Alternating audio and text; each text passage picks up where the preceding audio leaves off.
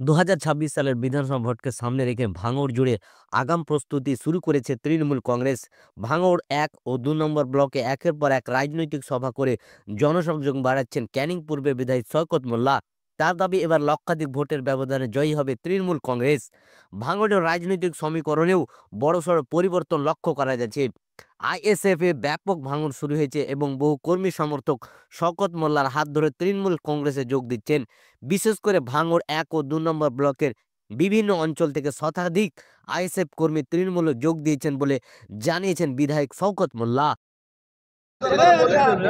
দেখুন, আমাদের এই কচুয়াতে 60টি পরিবার, 60 মানে 60টি পরিবার তারা আইএসএফ করত। তারা মমতা বন্দ্যোপাধ্যায়ের উন্নয়নে সামিল হওয়ার জন্য আজকে তারা তৃণমূল কংগ্রেসে যোগদান করলো। আমরা আমাদের দলের পক্ষ থেকে, আমাদের দলনেত্রী মমতা বন্দ্যোপাধ্যায় দিদির পক্ষ থেকে এবং আমাদের সাংসদ প্রিয় নেতা অভিষেক বন্দ্যোপাধ্যায়ের পক্ষ থেকে আমরা তাদেরকে আমার দলের পক্ষ থেকে স্বাগত জানাচ্ছি।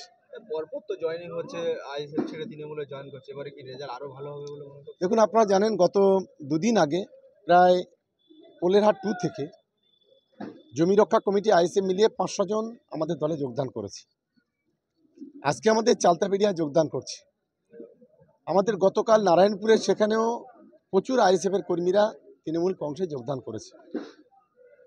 ভাঙল জুড়ে আইএসএফের মুসল পর্ব শুরু হয়েছে, কারণ ভাঙড়ের শুভবুদ্ধি সম্পন্ন মানুষ বুঝতে পেরেছে আইএসএফকে ভোট দিয়ে ভাঙড়ের কখনো উন্নয়ন হবে না, আর আইএসএফকে ভোট দিয়ে ভাঙড়ের শান্তি ফিরবে না।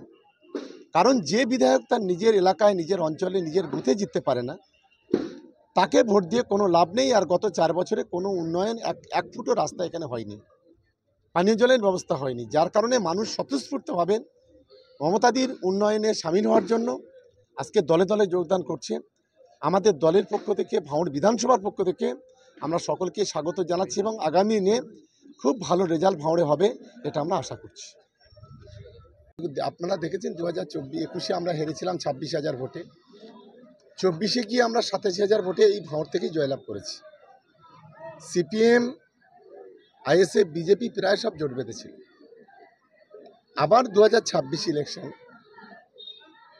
যেখানে দাঁড়িয়ে মিটিং করছি, যেখানে দাঁড়িয়ে উদ্বোধন করছি, এই এলাকায় আমরা 21-এ হেরেছিলাম, কিন্তু 24-এ আমরা ভালো রেজাল্ট করেছি। 26-এ আরও ভালো রেজাল্ট করবো, ফলে লক্ষাধিক ভোটে তৃণমূল কংগ্রেস ভাঙড় থেকে জিতবে, এটাই আমি অন্তত আশা করছি এবং সেটাই হবে। নিশ্চিতভাবে তো যুদ্ধের আগে তো রিহার্সেল হয়, তার প্রস্তুতি হয়। আমরা আমাদের কর্মীদের নিয়ে বা সরকারিভাবে যে আমাদের ডেভেলপমেন্টগুলো, সেগুলো আমরা একটার পর একটা শুরু করছি। সারা বছর আমরা করি, ভোট আসলেও করি, ভোট না আসলেও করি।